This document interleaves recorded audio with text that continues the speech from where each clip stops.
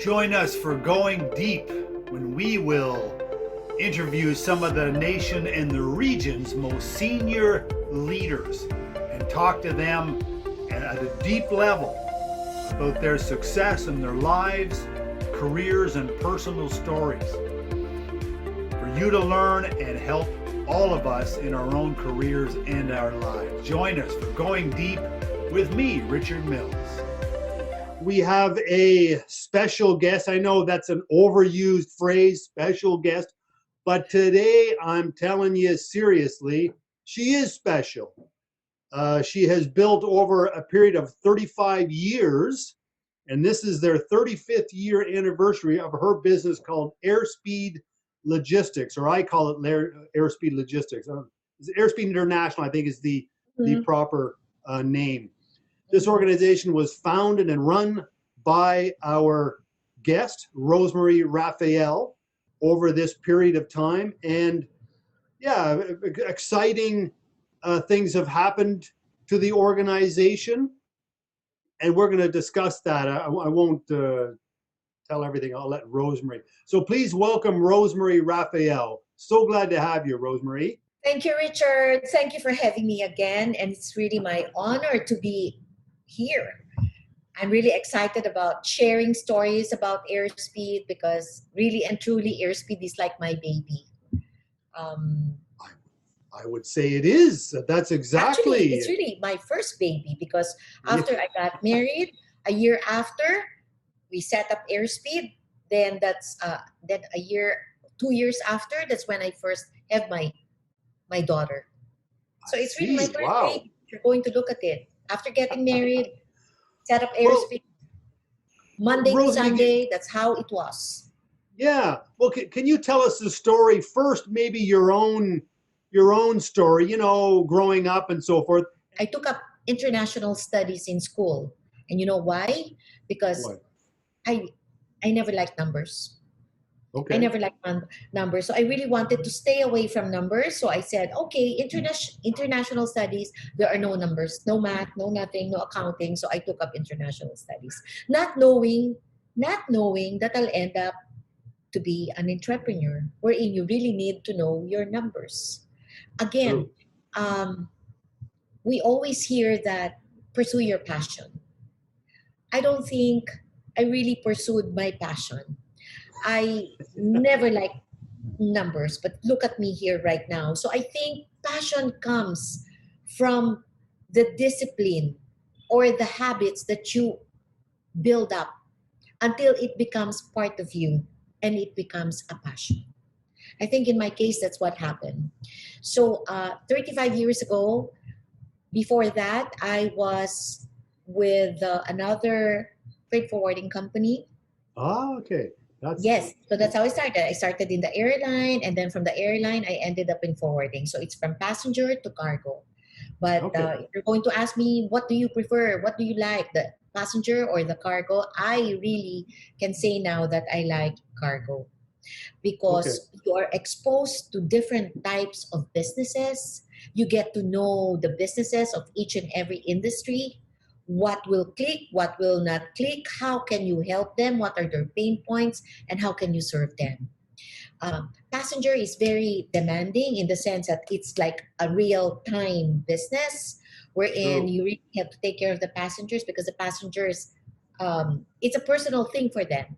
So when I transitioned from passenger to cargo, it wasn't that easy, but I felt like, you know, I am in the business world because of cargo, because you get exposed to the businesses. So when I became the sales manager of that freight forwarding company.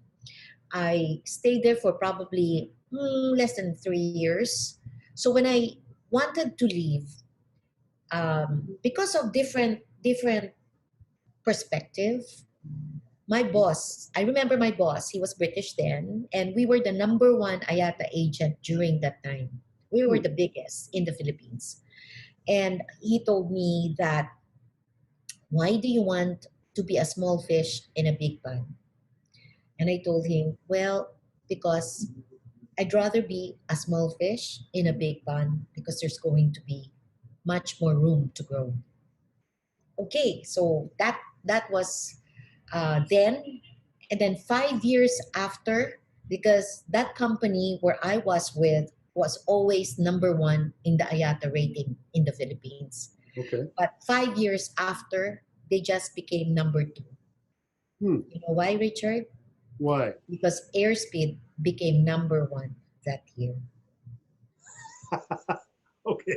So, Good I for mean, you. it was only 1 year that I became number one, but for the next so many years, I was always in the top five, top 10. But to me, it was like, this is like a platform of what they say that the impossible can become possible when you are compelling enough to make it happen, and when you know that God guides you and God gives you the wisdom. So anything, and that's why I always like to stretch myself beyond possibilities, because I know that the impossible can become possible with God's guidance. So since then, we started 35 years ago in Airspeed, and we were only 6 people. Okay. I didn't even have a weighing scale. When clients will call me, they'll ask for the weight of their shipment. I will just say, "Can I call you back?" Because I don't have a weighing scale in the office. I Hmm. couldn't even afford to buy a weighing scale, so I weigh it at the airport, get the measurement and the weight, and then call the client and tell them the weight. We only had one van, and I will also go to the transfer of the cargo at the airport. So I really appreciated what our people who are transferring cargo are doing, because I've been there. So that was like 35 years ago, and now we're almost 800. 800 people. Wow. Yes. Okay. So if let's say, then my concern was, okay, um, how do I pay the salaries of 6 people? Can you imagine, how do I pay now the salaries of 800 Yes. people? We became known in the air freight industry, and that's the reason why the name Airspeed, because we started in air freight. Anything that's being air freighted, perishables, live tropical fish, tuna, everything that you can think of, electronics, and during that time, garments were heavy on garments, even the children's wear. We were so popular with regards to the children's wear out of the Philippines. But of Hmm. course, manufacturing has stopped a few years ago, and now we're just Yes. exporting by air only those expensive items like electronics, and probably late items for fashion industry. Okay. So, and after that, we ventured into having customs brokerage, and we ventured into warehousing, domestic bulk distribution, and now we also have e-fulfillment hubs and last mile delivery, because this is what is relevant right now. So domestic distribution to e-commerce, e-fulfillment, and we kept the name Airspeed to remind us of where we started. Okay. All right. And now you mentioned an interesting thing that people often do say, follow your passion, and it's kind of a cliche and so forth. But but what I read more is following something that, is interesting and you make an income from and make Mhm, that your passion. So you do, mhm. is that you're nodding your head. Yes, in a way, Richard, to me, I look at it as, if, let's say, numbers is not my passion, but I know that numbers is something that I need to get to my passion, then I have to go through that phase or that journey to be able to get to where you want. Sure. I don't think it's like step one to step 10. You cannot jump. You know, when you climb a ladder, you have to take one step at a time. To me, hard work is important, because you cannot take things or do shortcut. When you climb a ladder, take a step one at a time, because if you don't, then you will fall. You will only seize what you see. So you really have to know, what do you want to see? what do you want to happen? Maybe 5 years from now, 10 years from now. I cannot just think of tomorrow. I can plan, I can live in the present, but I cannot, I cannot just not think of the future. That is important. My past is my past. That should be something where I can learn from, but that is behind me. This is my present, and that's why it's called the present, because it's a gift. When we wake up every morning, we thank the Lord and we're grateful that we always wake up, and the future is something that we plan for. Okay. And your future is going to be interesting because you welcomed a new investor, SM. I think SMIC is the, and for Mhm. people that are watching from overseas, I don't know, but this is the largest business group within the nation, and everybody wants to have SM Investments Corp as their partner. Notoriously, demanding, as you would expect, Mm. a large and very successful organization to be. And for some reason, they chose you to make a sizable investment. I can't remember what, or it's not public anyway, but I know they're a big partner because they always go in big. And why do you think they chose you? And can you give us a bit more of the story of how it transpired? Okay, it's a very inspiring story, Okay. Richard, because I believe God's hand is in it, because 2.5 years ago, logistics is sexy. It's the hot thing. Everybody's like, oh, logistics, delivery and all that. E-commerce came in to the Philippines probably maybe earlier than that. And of course, you have to do last mile delivery. And most of the conglomerates are very interested to get into something that way. But Airspeed was just small. We were like 2.5 years ago, 3 years ago, we were like 200. 200. Oh, Yes, only 200. So the jump that we have from then to now is really huge, but it's really more on the e-commerce side or the pickup and delivery, last mile delivery. okay. So what happened was I was meeting with another big company, and all of a sudden, the president of that company, indicated that he's very much interested to invest in Airspeed. When they became very serious about it, I got a consultant who happened to be also sitting on the board of one of the companies of SM Investments. So he told me that he's going to ask permission first and to help me with the other company.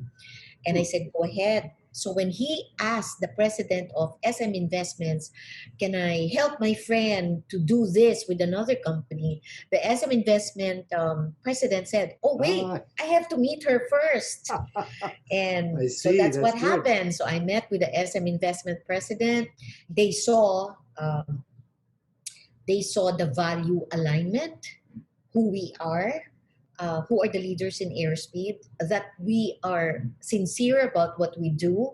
And again, Richard, I will say that this didn't happen overnight. Building the name, building a reputation, building and making sure that we do not compromise whatever it is, because it's so easy to be compromising in the type of business that we are. But I am proud to say that we are known to not compromise in where we are, in the industry where we are in. So Sure. that's what And happened. And then yep. that's it. So from the other company to this, I this is uh, I had to really think hard, okay? Because as an entrepreneur, you're not used to having those type of partners, right? You are used to doing things on your own. Your judgment call is your own, so you're used to that. So I had to think hard about, is this really what I would like to bring the company to? Is this the direction where I want the company to? And I made a decision, or the choice that I made is I'd like be helping businesses, helping communities and building lives.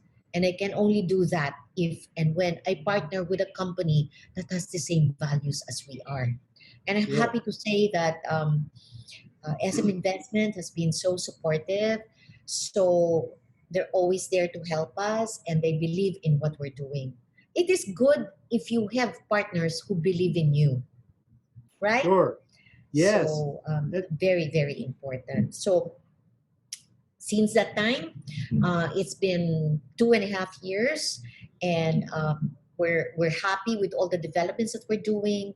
And I guess because of the pandemic, what happened?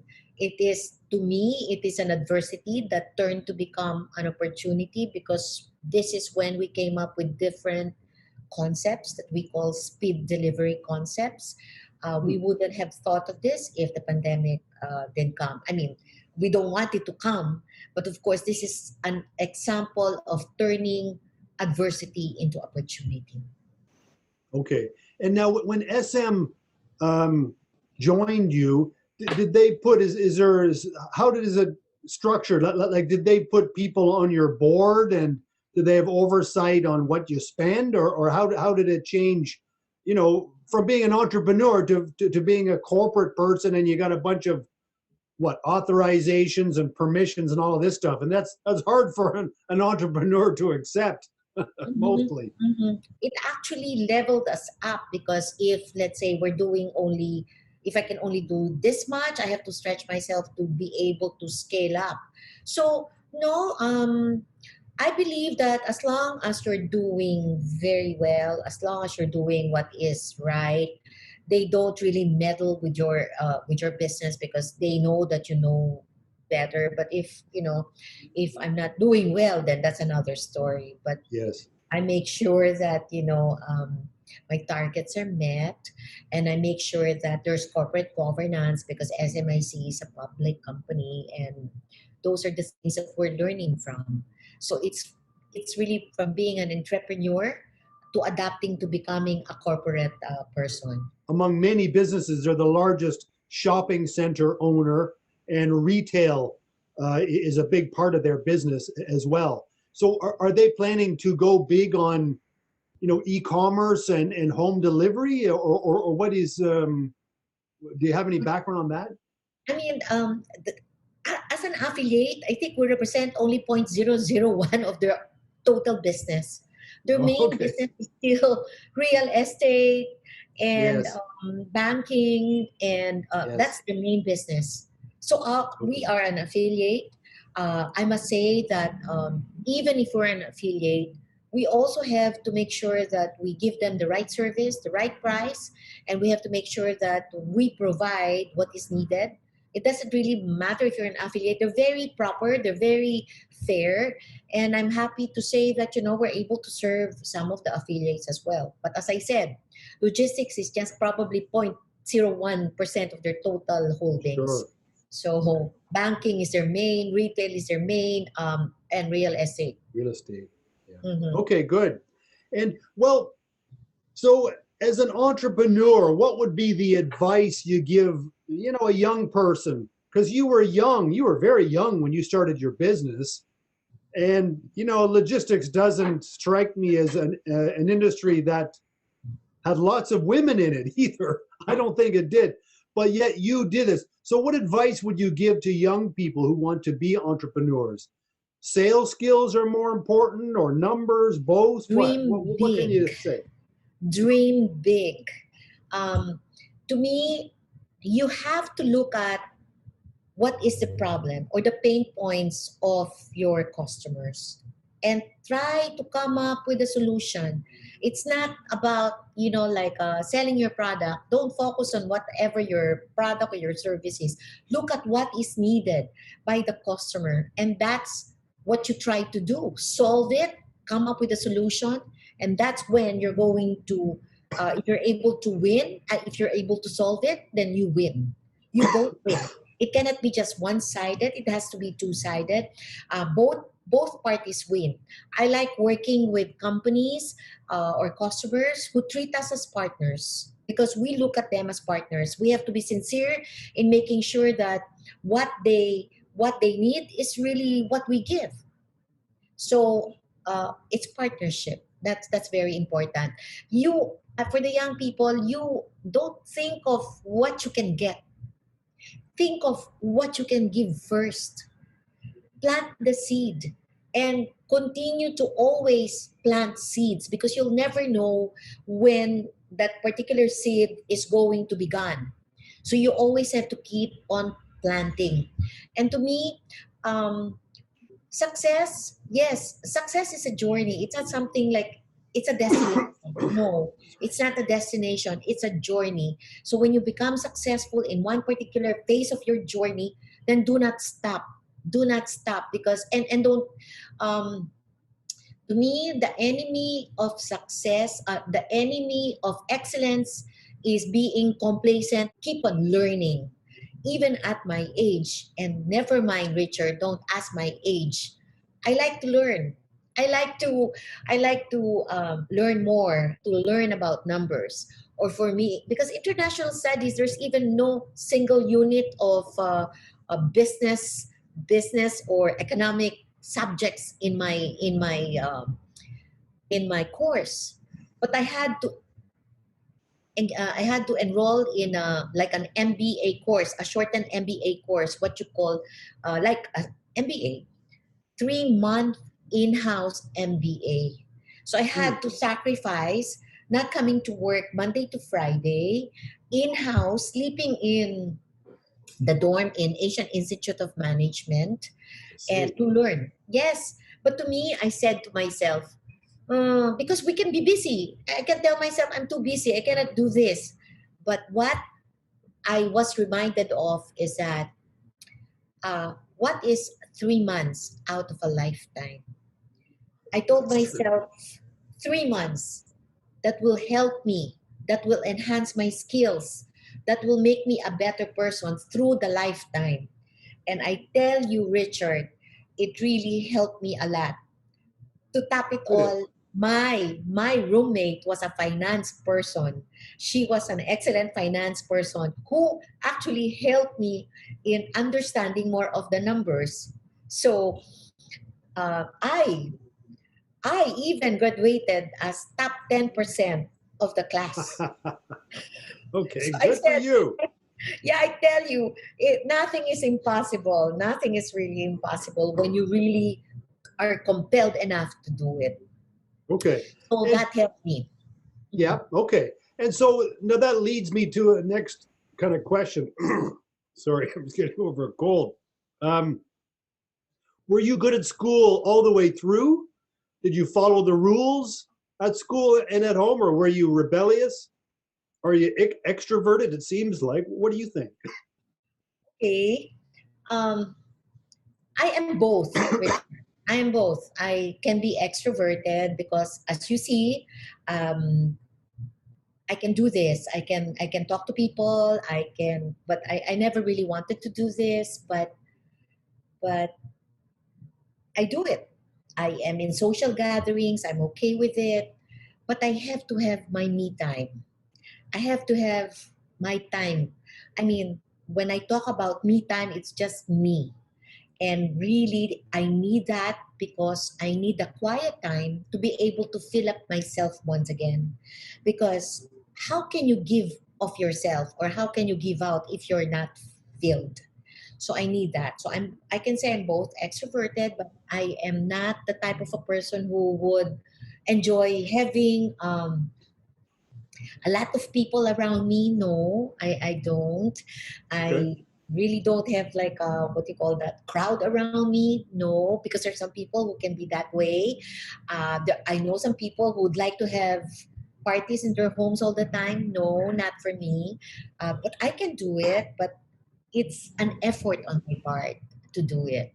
So rebellious, no, but I'm not saying I'm a goody goody type of a girl when I was like in college. No, I do crazy things as well, but I am glad that I was able to know from the beginning what matters most to me, and I was Okay. able to to determine that the choices that I make at that time will determine who I can become in the future.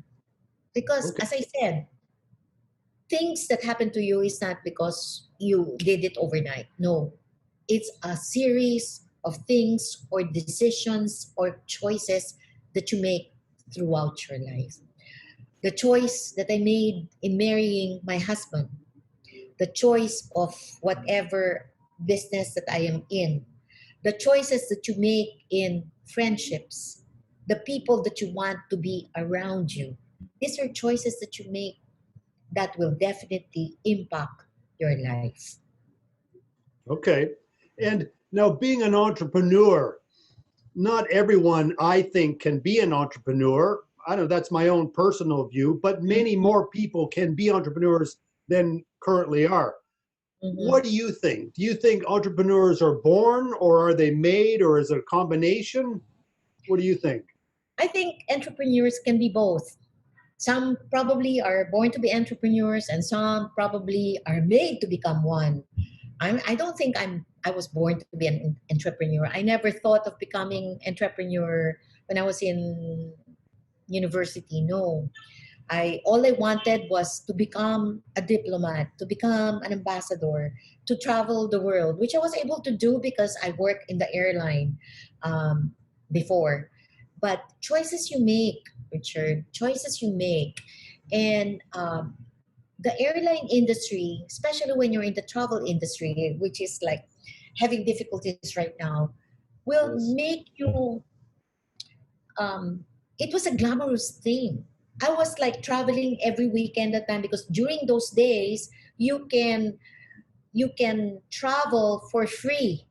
There were no Oh, travel taxes at the time, but my salary that time, I can share with you that my salary during that time when I was starting right after college was like 650 pesos a month. And yet I oh, can travel every weekend. wow. Yeah, because it's free. So it's so glamorous at that time. It was glamorous. You're traveling. Even if you don't have money, you can travel. Things like that. So it was difficult to leave the airline industry. I had to make a choice. My concern that time, how is that? I will not be able to travel for free. Maybe I cannot afford to travel anymore. But you know Right. what? I had to make judgment calls. Okay, but my salary will still be stuck at this. Yes, I can travel, but my salary is stuck at this. What can I do? So those are choices you have to make. So, but it's very important that each of us really get to know what matters most. What Okay. matters most. So, as you said, to be an entrepreneur is no joke because you have to be like, I have to think when I was starting, I have to think that I have to pay the salaries of my employees first before me. Yes. If there's nothing left, then I'm last. I'm the last. Yep. That's how it is. If you're an employee, whatever That's it how it happens, is. the company's not making money, you still get your salary. But as an entrepreneur, you think of many things. It doesn't stop. mm, Monday to Friday, it doesn't stop. You think of it Monday to Sunday. So those are the highs and the lows. But there are successes and there are failures. I cannot say that I've been successful from the beginning. I've had so much mistakes, so much failures. I learned from it, but all I can say is laban lang. I cannot be negative. When things are negative, I cannot be negative. I have to be realistic, but I have to be positive. So laban Okay. lang. Let just fight. So again, I think I am an accidental entrepreneur. I didn't really plan to be an entrepreneur, so I had to really I made a lot of mistakes basically, but there are instances wherein we have to make judgment calls, and the measure of our success are really in the sum of all the successes or the judgment calls that we make. We rise to the position of leadership and the importance and consequences of the judgment calls that we make. As a leader, you have to make choices. As a leader, you have to make decisions, whether right or wrong. and then stand by it. Sure. Okay. And you mentioned, hiring people. That's always one of the biggest challenges most entrepreneurs or business people of any kind talk about. Really, Mhm. that is the main. I mean, that's really the only thing that matters. I don't know. Or what? But what do you when you hire people? What do you look for? The people who work closely with you. What kind of people are? What's the process, and what kind of people should they be? Um, I look at the character first of the person because character is difficult to change. Skills can be learned. Of course, you need skilled people as well, but it has to have the character, the basic character, the work ethics, the values that they have. Because the values of the company, we call it lives, loyalty. Why loyalty? Because dedication is so important. Commitment is so important. It's just like marriage. You have to be committed to the person who's with you. I always say that if you are not if you are not planted where you are and you uproot yourself all the time, it'll be difficult to have deep roots, right? So it's very important that for a plant to grow, for a plant to flourish, you need to water it. And in any setting, you water it with good words. You water it with encouragement. If you are in a company where you just talk negatively or you talk badly about the colleagues that you have or subordinates or even your leaders, then what are you planting? You're planting bad seeds. True. So it is important if you're planted in a company or even in any organization, you have to make sure that you water it and nurture it with good words. Because if not, I'd rather that you uproot yourself and get out. Because we don't want any toxic environment. We want True. one direction, one goal, one vision. It is so difficult to carry everyone when there's somebody who's like bringing you down. So for us to be able to scale up, to build up, it has to be one goal, one mind.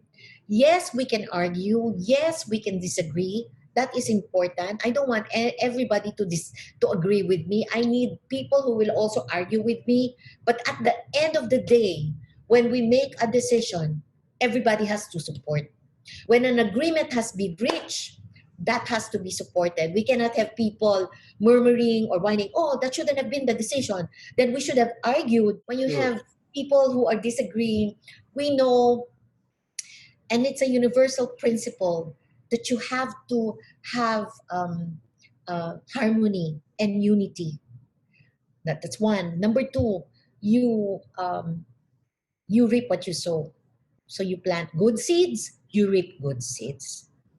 That's very important. So selecting the right people for key positions take good judgment. I always especially for key people, I interview them.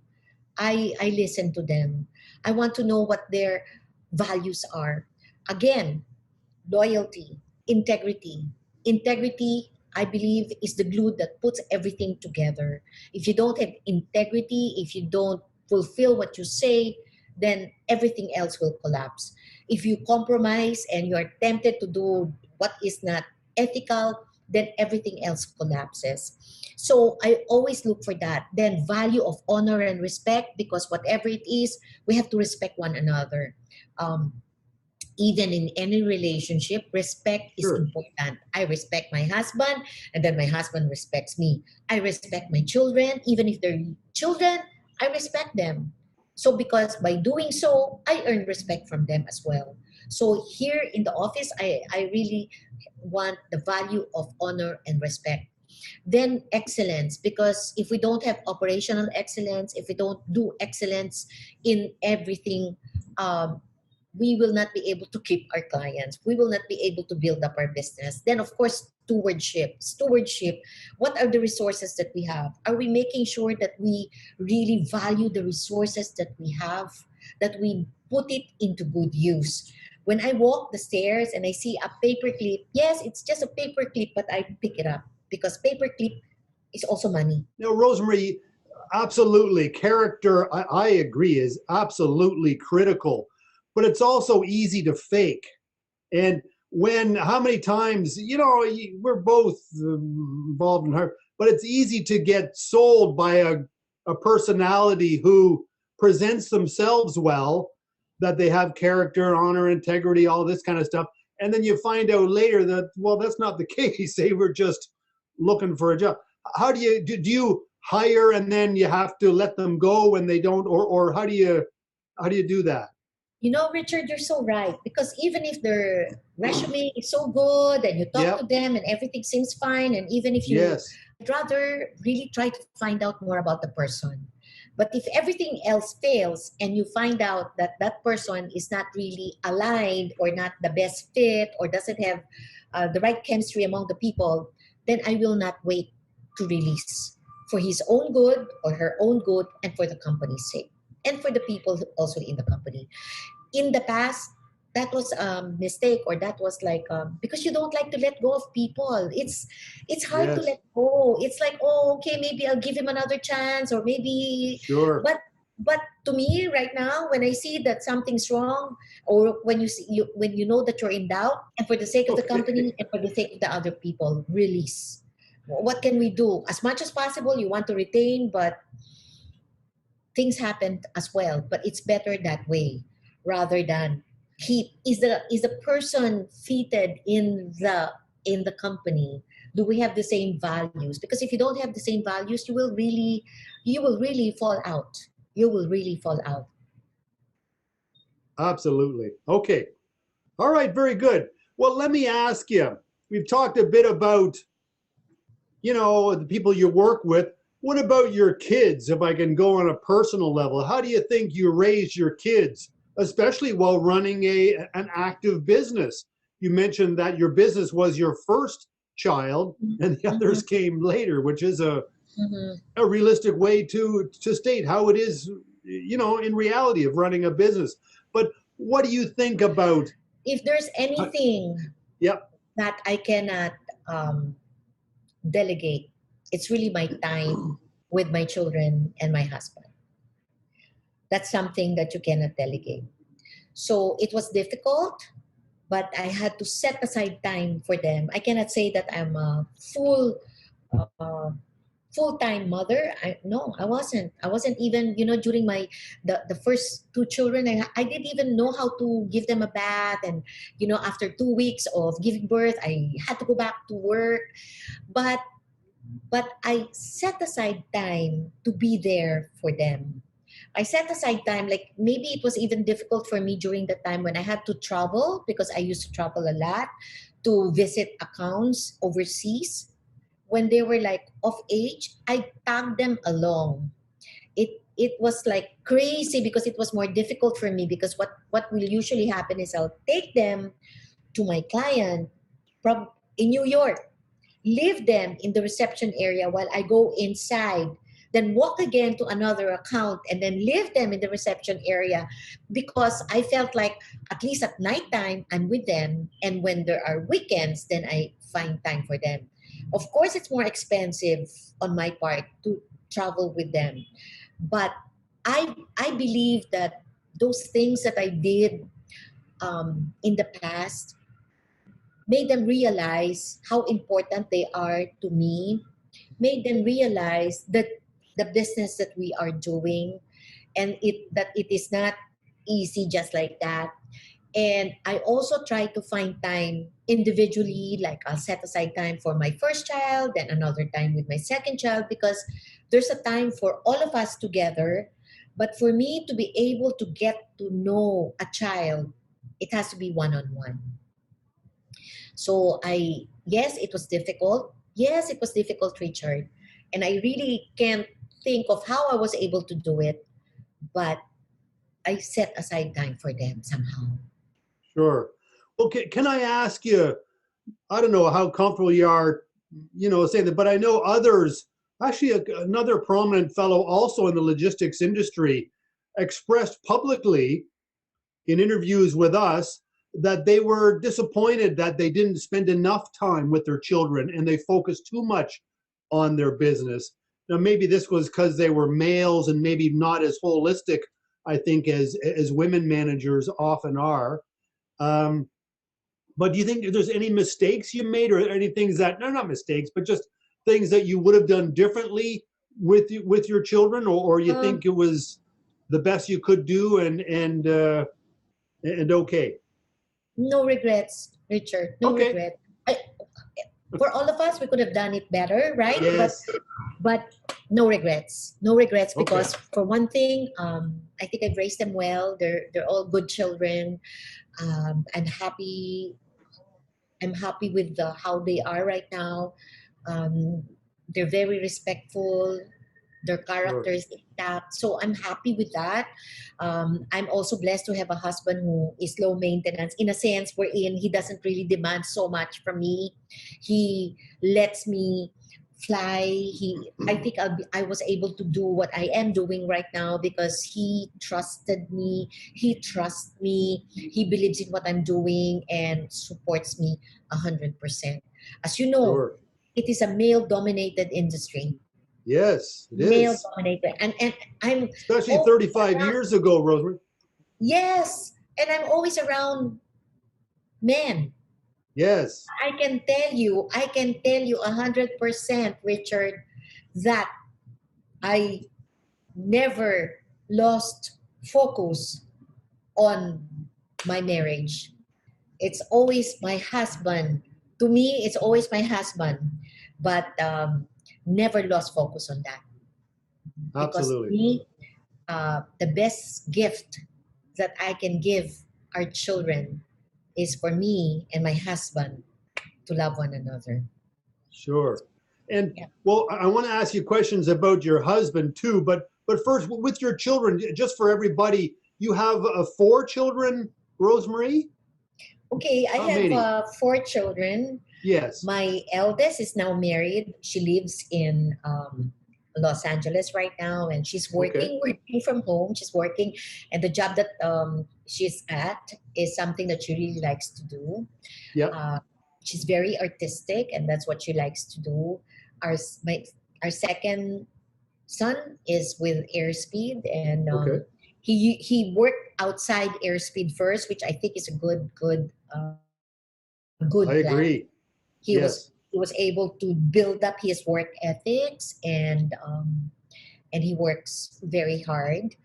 Our third child is also working for us now, and my fourth daughter, who's really amazing. She's really like she's amazing. She's a really an extrovert. Is still in university, but she'll be done by next year. Interesting. And so you have 2 of your children right now with Airspeed, Yes. right? And there will be a third, you think, or what do you think? Well, our fourth daughter, Aliyah, is still in university and she'll be done by next year. But of course, she plans to work elsewhere first, Yeah. which is, I think, good. It But is a good idea. I know she I'm helps me a lot. Hmm. Yes, I think I met 2 of your children, didn't I? Yes, Certainly your daughter, the ones I saw, very eldest. attractive too, I might say, and smart, all of that. So okay, so very well done with your children. And now your husband, you talk a lot about him. How did you work out your relationship with him, Um, do he you is a think? Because pastor. He is a Because sorry, pastor. Rosemary, can I just say one thing first? You know Uh-huh. that many marriages, you go around many marriages where there's a successful, dynamic, entrepreneurial female. Many marriages don't work out. Mm-hmm. You Mm-hmm. know, my wife's friends, many of her friends have difficult marriages or they don't have marriage. So how do you think yours worked? Um, despite the stereotypes of a female, dynamic female entrepreneur and all that kind of stuff. I agree. I agree. I think it's because my husband is secure in himself. Okay. He's not Good. threatened at all with what I can do and what he can do. Um, I never question what he does, in the sense that he is who he is. And in the early part of our marriage, we really made it a point to accept one another for who we are and who we are not. I think that's the platform that we have to start with, because if I am going to demand from him things which he cannot be, then that will be the start of argument. But we complement one another, and he helps me in many things, and I help him in other things. So it's not competition. It We complement one another, and I think this is really the mindset that we should all have. It's difficult. It's really difficult, Richard, because these are two different personalities. My husband is so different from me, but Absolutely. I think love conquers all. So that's very important. Now, some marriages, it's kind of not a stereotype, but it is common that marriages will have a crisis at some point in their time. Oh yes. My wife and I were watching this series on Netflix called Crown, Mm-hmm. and I remember the Queen's mother said something about this, that, oh, well, you have a crisis at around the 10-year mark. Once you get over that, then the marriage is all smooth sailing. Did you have anything like, I know my parents did. Did you, or is this, it's all Yes. been, there's been Oh challenges, no, have no, there? Richard. No. No. Of course we've had our ups and downs. Yes, There are. I don't think there's really a perfect marriage. No. true. But because we're not perfect people, but we Yes. have a perfect God. That's what I can say. So things can be worked out. It's really communication. I believe that you really have to communicate. And the thing with me is I'm very open. You know how women are sometimes, like if let's say Richard, you did something wrong, and let's say Rebecca, for example, is very upset or offended with what you did, but she won't tell you, and you just see her like getting upset with you or not talking to you or being cold to you, because that used to be me. Huh? That used to be I me. know.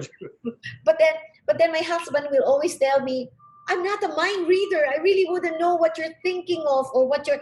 And marriages sometimes break up because of that, because Yes, the very man true. is clueless, because men and women are Clueless. so different. Clueless. Clueless. But then the woman will even think, how come you don't know? How come you can't even, like, why have you forgotten our anniversary? Why have you forgotten my birthday, or things like that? So they're clueless. But to me, really and truly, men are clueless. Excuse me, sorry to say, We clueless. are. We are. So, okay, what I do, because I know, when my husband and I first got married, it was like, I think, a few days of our marriage. I like talking in the, dining table, whatever, breakfast, during breakfast. I like to talk. I like to chat with you, because that's the only time we can talk. But you know what he'd do? He'd read the newspaper. Not talk Oh, to me, right. but read the newspaper. Okay, he'll read, and then that's it. Because sometimes men just like to read the newspaper in the morning, but to Sure. me, I like to read the newspaper, read it elsewhere, because I'm here. Talk to me. Okay, so several True. times, oh Joey, why are you not reading? Talk to me, but he still wouldn't. Right? So you know what I did? I canceled the subscription of the newspaper. Okay. So he understood that I really like to talk to him. So from that time on until now, we don't have any newspaper in the house. So he probably reads his newspaper in church, because he's a pastor, right? Sure. So because men are clueless, if we're offended, we tell them why we're offended. We discuss it with them, that these are the things that we would like to see, or these are the things that I would like. You set the pace. And by doing so, because like I always will tell my husband, oh, these are the things that I really don't like. When you go to the restroom and you put up the toilet seat and not put it down, things like that, little things. But Sure. those little things can become big things if you don't address it. True. And maybe for the younger couples out there, this is a key thing because I know in my own marriage, I can tell you that's been one of the issues. A joke I heard one of the comedians say that when a woman says it's fine, do whatever you want, then it's not fine and don't do whatever you want. But it's hard for men. So if I could say No, to the young gals, like you just I said, speak know. in a very clear, simple manner, the way men speak to each other. You know, without the because if you think a guy's going to be a detective and understand all of the layers of, it's not going to there's not going to happen. I So, know. but Yeah, yeah, so that's that's so true, Richard. very good You are advice. so And right. but it takes time to learn these things, and young couples need to take that time to do that. Um, but well, You're let's right. move on then, Rosemarie, to the nation. Mhm, You've got a prominent place in the logistics industry. Logistics is certainly a key mhm, industry for the nation. How, mhm, this government is doing a lot with infrastructure, mhm, especially roads, bridges, these kinds of mhm, things. Do you mhm. think the logistics industry is going to be impacted positively um, for all of these reasons? Airports, you talk about air cargo, or will it take a long, long Definitely, time? Richard. Okay. Definitely, because we need infrastructure to be able to distribute, to be able to reach places that are not reachable. So Yes. this will definitely help the logistics industry. As you know, what is relevant right now is the last mile delivery. But in Yes. the logistics chain, this is the most expensive chain, the last mile delivery, because you go to barangays, you go to areas that's not reachable, and then you're only carrying one item to deliver to an area where it's not reachable. So the infrastructure is going to help, the building of the bridges, the building of the land, the building of the roads, that will help, because as you know, the Philippines is like 7,000 plus islands. So to reach the other island is expensive, because for us to be able to go to the nearest barrio or barangay in one particular island, you have to take the Roro or the plane or the ocean freight. And when you get there, another land freight, and then maybe another banca or a boat to cross the other island. And then from Wow. there, to be able to reach the other mountain, is you what's the only means of Sheep. transportation is maybe a carabao, really and truly, Wow. because how Oh do you God. go back to how do you go to the mountain? So these are the challenges of logistics here in the Philippines, which is exciting, because you keep on thinking of how else can we make it better, how else can we reach areas that are not reachable at the moment, that are outside service areas. What about those areas where there's no internet, there's no Wi-Fi? How do we report? How do we do this? So many things that can still be improved. So we're still way, way, way behind in terms of those things.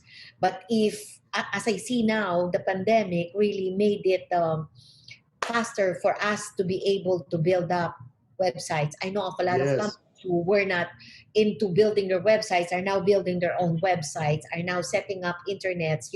Like we've distributed Wi-Fi devices and laptops to many students nationwide, because schools are still online. So we've done that. And right now, Richard, we're distributing food packs or food meals for events or virtual events, because there are no events. So I what do we see. do when they have customers, when they have guests? They distribute the food from different restaurants, and then we deliver door to door. Or or because there are no parties at the moment, no big parties, so they have virtual events. They have to distribute gift packs to employees. So distribution Yeah. is really what is relevant right now. And if you're Sure. going to ask me about is it going to be relevant still next year, I think it's going to be there to stay. Our old normal is not going to be back. It's going to be a new normal. And I think what we have to do is not to wait for the old normal to be back, but to adapt to the new normal. That's what's going to happen.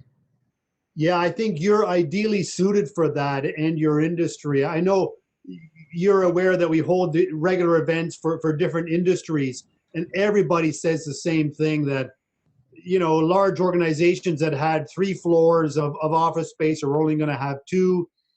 And most employees no longer want to do that long commute back and forth. They want to still engage, but not every day. And they'd like the option to be able to work from home Yes. regularly, So is that going to be do you think some of these changes will happen within your own organization, or what do you think? Or are you able? Um, you know, from the start of the lockdown, I thought it's just gonna last for 2 months, 3 months. But when it lasted more than 3 months, we decided that we're going to have a blended work arrangement here in the office for people who come to the office, not the operations people, because the operations people are still out there in the field. Yes. We have a blended one. Some are working from home, some are working from the office. We don't want a lot of people to be here in the office, so we're very careful about that. So we have all the protocols. So we're adjusting to that. So we are going to do that until the end of the year, and we're still going to do that until next year. How do we adapt? We have work from home arrangements, and reports are being done during the first months of lockdown. The problem we had was like coming up with boundaries, because you're working from home. It was like Monday to Sunday, and even at nighttime we're still working, because it was like, Richard, I don't think I've ever worked so hard in my life since lockdown, and Really? yet the numbers are still not there. You know what I'm saying? Yeah, So I know. you have to make I hear you. double effort, but then numbers are not there. But if we don't do it, how else can we stay afloat, right? Sure. Sure. So yes, so that's the new normal at the moment. Okay, interesting. And now, other changes within your industry. I know there's a lot of, it seems like there's so many logistics providers of all kinds of flavors. Is that going to be the foreseeable future, or is it going to be consolidation? What do you think? Um, there are some small companies that are coming up, and they Okay. are always usually for the last mile delivery. All right. There's like the on-demand platform wherein there's Yes. an app. Then it's like, okay, you look for a person to deliver for you and all that. But those are Yep. crowdsourcing, and these are people that are not basically in your company. They're Yes. outsourced. They're Yep. crowdsourced. We came up with a new platform that we call Modified On Demand, wherein we have our own riders in Okay. particular areas. We're not public, it's an app, but we have a different platform that we address the needs of the food merchants and the groceries, and some retail merchants. So that's what we're working on right now, and we called it Speed Delivery Concepts. It's smaller than the crowdsourced, but we'd rather stay there and serve who we can serve for now, because we cannot do the public one like what the other on-demand platforms are doing. Sure. Okay. You're right. I mean, there are so many companies, small companies, big companies, international companies coming in, but mostly doing the last mile delivery. Interesting. Okay. And do you think speaking to people, I happen to be we got stranded in Toronto a few months ago, Mm-hmm. Rosemary, as you're, and talking to people here, they say that many of the retailers were, in a difficult spot before the pandemic, Mm-hmm. and this is enough to really put them over the cliff. And there's a lot of worry about various Mm-hmm. retailers going under. Do you see I'm that I'm in losing you Philippines? there, Richard. But if I understand correctly, are you talking about the retail, the future of retail? Is that it? Yes, the Yeah. future of retail. What do you think? It's going there. There are going to be omni channels right now. So Okay. if in the past it's all brick and mortar, now they're going to be online. they're going to be maybe they have what you call BOPIs, wherein you buy online and pick up at curbside, or drop off points or pick up points.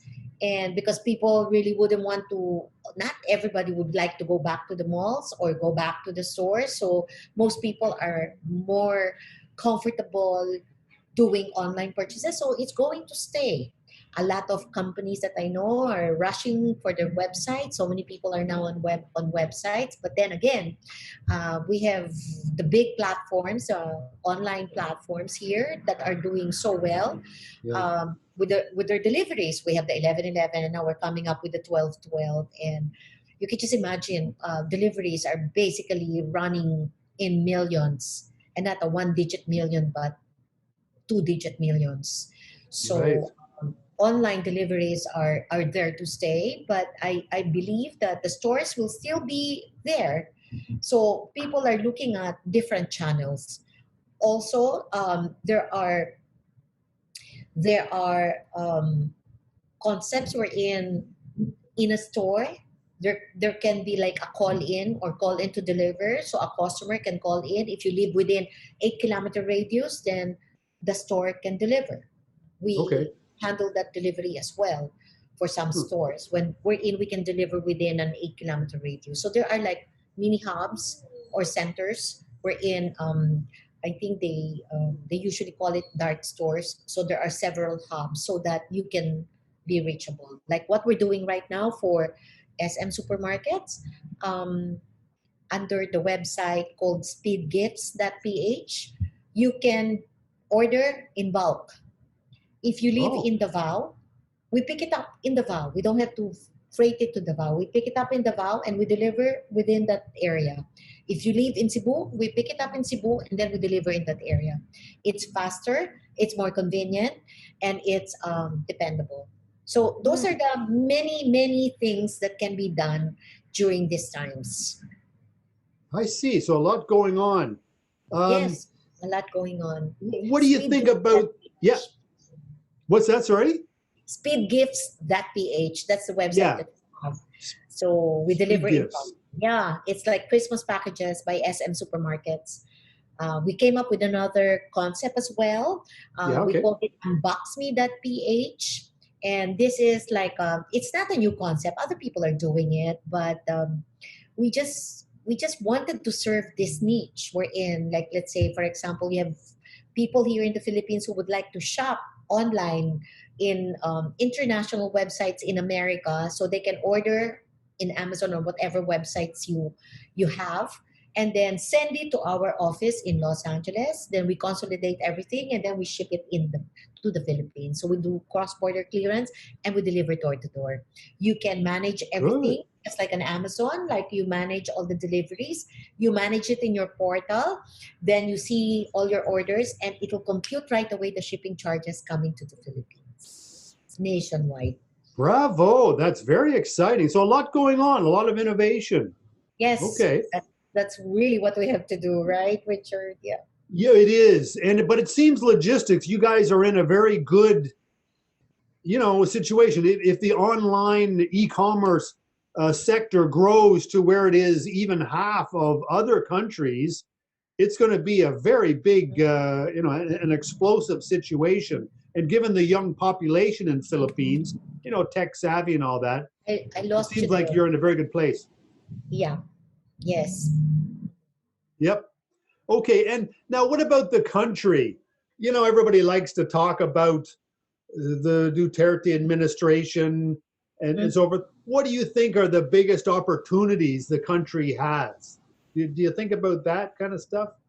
Well, I believe that with the build program of the government, that will really have a good impact on the economic situation. Yes. Um, number two, it is very important that the government also comes up with incentives for foreign investors to be able to attract them to invest here in the Philippines.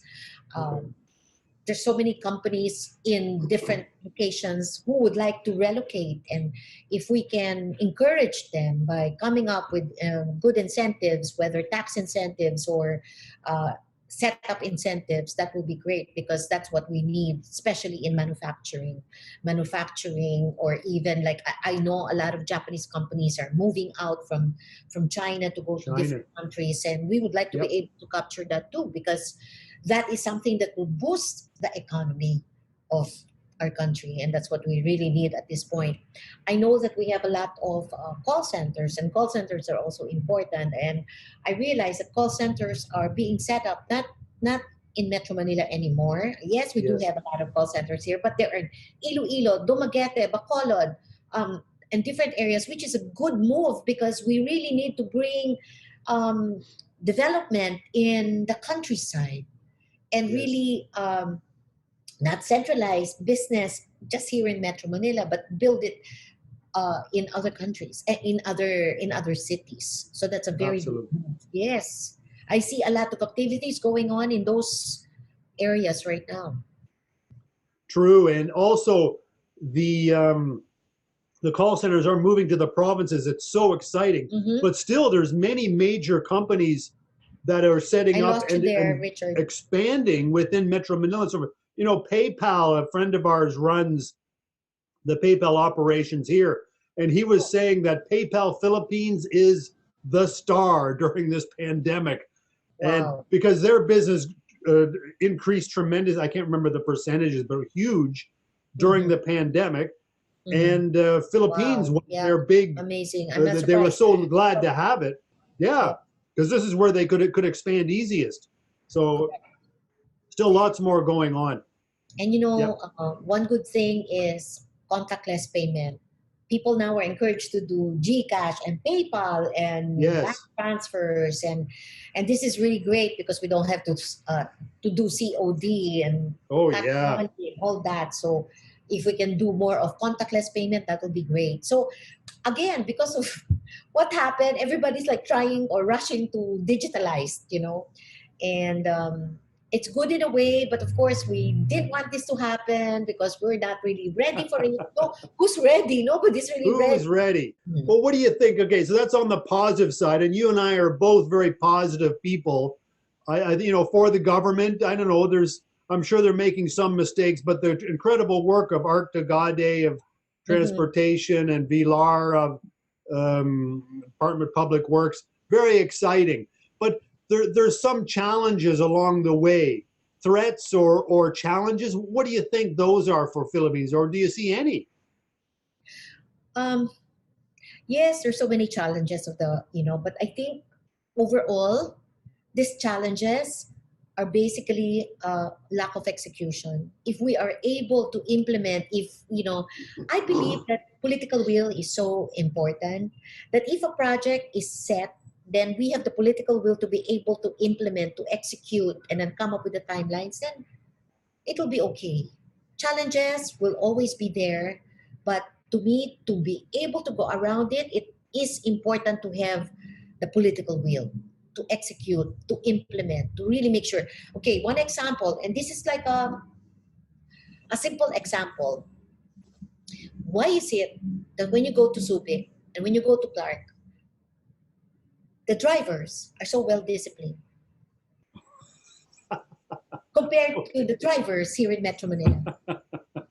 Because there's execution, because there's implementation. When Okay. they are in the wrong, then somebody really make sure that, hey, you didn't do the right thing, you're going to be, there's penalty for this. So there's execution, so everybody's like following, there's discipline. So that's just one simple example. So if that's going to be executed, that's going to be implemented, we're going to really watch everything, then I think these challenges can be overcome, because Okay. the government, our country has big plans. We have It big does. plans, but these plans to be executed and implemented is another story. So that's where we have to go. But the Good. private companies really need to help out in this. Just like with the vaccines. Okay, let's talk about the vaccines. Vaccines are coming in, vaccines. Everybody's like waiting for the vaccines and all that. But I don't think the government can do it by themselves. Number one, there's really no FDA approval yet. So the government Yes. cannot really do this without the FDA approval. So the private companies need to come in to help out. And I believe there's really a move for the private companies. They will have to do it and have like tax credits or tax Okay. rebates when they bring it in. So many things that can happen when the government and the private sector work together. I agree. So what else? I mean, that's interesting to hear that, Rosemarie. But what else can the private sector be doing to help the government, do you think? Well, at the What do you, moment, I think during the pandemic, a lot of private companies have stepped up to do like their own plans in terms of the protocols, doing what they need to do in terms of donating, especially during the last time that we had like the typhoon. I see a lot of moves that the private companies are doing to do that. Also, let's not go far. Let's start with what each of the companies can do within their own premises. Again, I always believe in this, Richard. Let's start where we are. And then from there, build the business, do it well, build the community where you are, help the community where you are. Because how can you help if you don't have a good business that's going on? So you have to build the business. At the end of the day, it's all about lives. okay, good. Okay, Rosemarie. Well, last couple questions. You know, of course, that I'm married to another dynamic entrepreneurial Filipina too, in many Yes. ways. And I got to ask you, what do you think is different about Filipinas compared to women in other countries around the world, not just, but especially Asia? But you know, we've heard of this global gender gap index that the United Nations creates, and they rank Hmm. countries in their, the penetration of women in business, government, the professions, and so forth. And Philippines always sits near the top, and I mean in the top 5 in the world, up with the, those Nordic countries, Sweden, Denmark, these kinds of. What is special about Philippines and Filipinas that they're more entrepreneurial, both in business and government and so forth, than in other countries, especially in Asia? Because, okay, I'll add this. Across Asia, I read that the next on the list, the next one is Singapore, number 25, and it goes down very quickly from there. Now, so that's one thing. And the other thing is the Roman Catholic Church. There's people who will say that the Roman Catholic Church is a male dominated conspiracy or these kinds of ridiculous things. But there is a lack of women in the senior management of the Roman Catholic Okay. Church. I lost you there, Richard. Well, the Roman Catholic Church, some people say, there is a lack of female leadership in the Roman Catholic Church, and they hold women down and so forth. But if that was their purpose, it sure didn't work in Philippines, Mhm, right? mhm, So what mhm. do you think is different about Filipinas? I know it's hard to say, but have you ever thought about that? Um, I think let me speak for myself, Okay, Richard. But then I think Filipino women are nurturers. They care. true. Like you can really, it's something that you cannot hide when you care. Um, so we nurture. We really think of what can be done. What is the good behind everything. Uh, an example is your wife. I just met her one time, and we got to like each other so much because I know that she cares a lot. It's not just about herself, but she really cares. And to me, um, the key. Let's talk about our clients. If you care about your clients, it'll show. It's even when you take care of them, that's when they really know that you care about their business. And if you adopt that kind of an attitude, it you cannot hide it anymore. It becomes a habit. It's not you cannot fake it anymore. You know what I'm saying, Richard? You cannot fake it anymore. So I think Filipino women are nurturers. It's just like they called the Philippines like a matriarchal country. Yes. Yep. Okay? Mothers are important. Mothers are respected because they care about the children. So if you put a woman in a company, they care about the people. It's not just about work, but about their lives, about their personal lives as well. Sometimes I have to set aside or step aside, in terms of personal, because that's personal. But again, and if I look at it, the personal, we always say that personal should not be mixed with what is in the office, right? That's Yes. what we hear all the time. But you know what? You cannot avoid it. Personal, You can't. if you Yes. if you're like not happy in your marriage, it will show in your office. Yep. You'll get upset with the people around you. Or if you're not happy in the office, you get upset Absolutely. with your family. So Yes. somehow I thought, oh, it shouldn't be mixed. There has to be there's no border anymore. It's just like me. I don't have a life in the office that's separate from my life in at home. Who I am here is who I am in my home. Right? So it's difficult to come up with that. So to me, women are nurturers. They care, and and um, and because of that, people see it. People see it. So that's Okay. just my take on that. All right. Okay, good. And last question. Now, again, I'm glad that you know my wife and you get along very well. Um, she's often said that, sometimes people will hold her up, as they do with you, as feminist success stories, women in power and all these kinds of things. And you must have overcame so much, men must have tried to hold you down and so forth.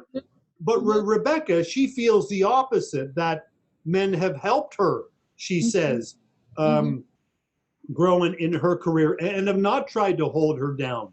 mhm, What do you think about that? Have you encountered difficulty working with men along mhm. the way, Have or I have they been supportive? encountered How would you? support from men? Oh Yeah. my, Richard, I have so many male best friends, seriously, Okay. who have supported me and Okay. encouraged me and believed in me, seriously. So I guess it's really different. But then um, when I was starting in the industry, they looked at me differently, like, who is this girl? What is she doing here? She doesn't have any right to be in this industry. But you have to work double time, triple time to be able to be recognized, because somehow you still need to be recognized in the industry. And to me, the greatest achievement was when they voted or they nominated me to become the first female president of the Yeah. air cargo industry, because Yes. then no women can really. In fact, I remember, yeah, there were no women leaders in the industry during that time. Very, very few. But now it's different. There's so many women in our industry, and they're respected now. So it's really different now. During my time when I was first starting, it was difficult. But again, once you earn the respect of your um, of your competitors, friendly competitors, then it's going to be different. And as I said, I'm very comfortable with men. It's not as if I'm like how do you say that, threatened, or I feel awkward. No, no, not at all. But I guess it's because I've been working in an industry that's all men. Okay.